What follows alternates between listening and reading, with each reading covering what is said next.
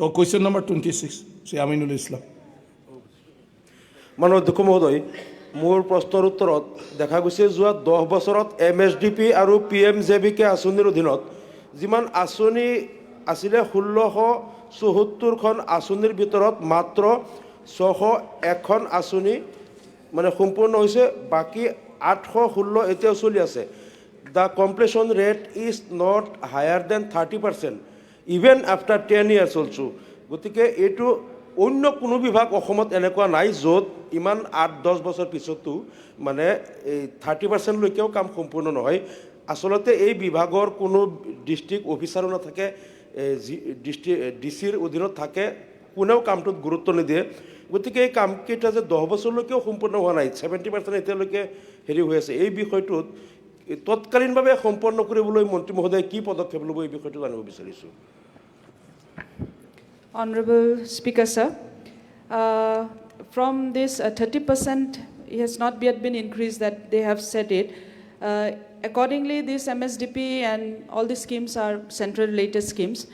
The amount of work that can be completed is based on the amount that is being sanctioned by the central government. Here, what I have seen it in this not only in your particular area, but in all the areas under the minority development, wherever the works are being given, there are some mostly areas where the land is not being applicable, but the work is already being selected from the Deputy Commissioner's office, which the member or some or the other being related, which are being seated in the house itself only. So from there, when it comes here, finally when it is being sanctioned, what we see is that the land is not available there at that particular moment. So there are many cases because of only of the land unavailability of it, that the work could not be completed. Otherwise, wherever there is land availability, all the works are being completed on time, and based on the completion of the time that the amount has been sanctioned, we do give it accordingly. Thank you. মাননীয় অধ্যক্ষ মহোদয়, ইয়াত মন্ত্ৰী মহোদয়ে যিটো কথা কৈছে আচলতে লেণ্ড এভেইলেবিলিটিৰ কাৰণে মাত্ৰ 257 স্কিম যিকোনো ড্ৰপ কৰা হ'ল। বাকী 816খন আঁচনি যিখিনি কাম চলি থকা বুলি দেখাইছে তাত লেণ্ডো হৈছে, কিছু কামো হৈছে। হোৱাৰ পিছত ফাৰ্ষ্ট ইনষ্টলমেণ্টটো ৰিলিজ হোৱা নাই বা হোৱাৰ পিছত ছেকেণ্ড ইনষ্টলমেণ্টৰ কাৰণে কেইবাবছৰো 5-6 বছৰে আৰু অলপো কাম আগবঢ়া নাই। এইখিনিত কিন্তু লেণ্ডৰ প্ৰব্লেম নাই।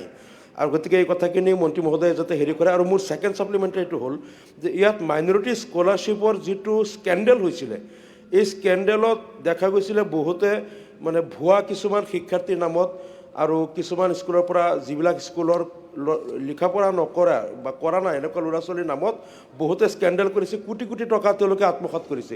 কিছুমান একাউণ্ট উত্তৰ প্ৰদেশৰ, ৰাজস্থানৰ, গুজৰাটৰ একাউণ্ট নাম্বাৰতো এই পইচাবিলাক কৰিছে। কিছুমানে কোটি কোটি টকা মানে ইয়াৰ পৰা আত্মসাৎ কৰি তেওঁলোকে এতিয়া কংগ্ৰেছ দলৰ কেণ্ডিডেটো হৈছে, এতিয়া এই ইলেকশ্যন খেলিব।